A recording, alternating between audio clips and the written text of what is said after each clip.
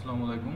Symphony atom 5 এটা HW1 হোক অথবা HW2 হোক অথবা HW3 হোক, ভার্সন কোনো ম্যাটার না। যে কোনো ভার্সনে আপনি খুব সহজে উইদাউট রিস্কে কীভাবে এফআরপিটা রিসেট করতে পারেন সেটা আমি আজকে আপনাদেরকে দেখাবো। প্রথমত টুলটা এক্সট্রাক্ট করে নেবেন এবং আপনার পিসিতে যদি এসপিডি ড্রাইভারটি ইনস্টল না করা থাকে সেক্ষেত্রে আপনারা কিন্তু অবশ্যই ইনস্টল করে নেবেন। তো আমরা টুলটা এখন ওপেন করব।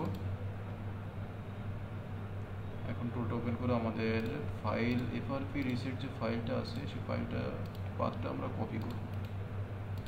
এটা কিন্তু অনলি 3 MB ফাইল, ছোট ফাইল, কিন্তু ছোট ফাইলে আপনার ফোনের এফআরপি লকটা কিন্তু ইজিলি ভাবে রিমুভ হয়ে যাবে। তো আমরা ফাইলটা এখন লোড করব। দেখেন ফাইলটা কিন্তু আমাদের সুন্দরভাবেই লোড হয়ে গেছে।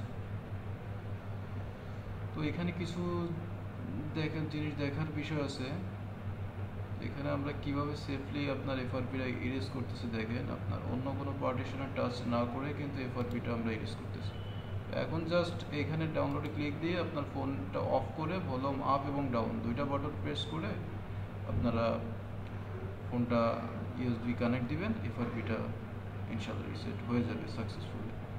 তো ফাইলটা ডাউনলোড করতে হলে ভিডিও ডেসক্রিপশনে লিঙ্কটা দেওয়া আছে, আপনারা এখান থেকে ডাউনলোড করে নেবেন। So thanks for watching this video.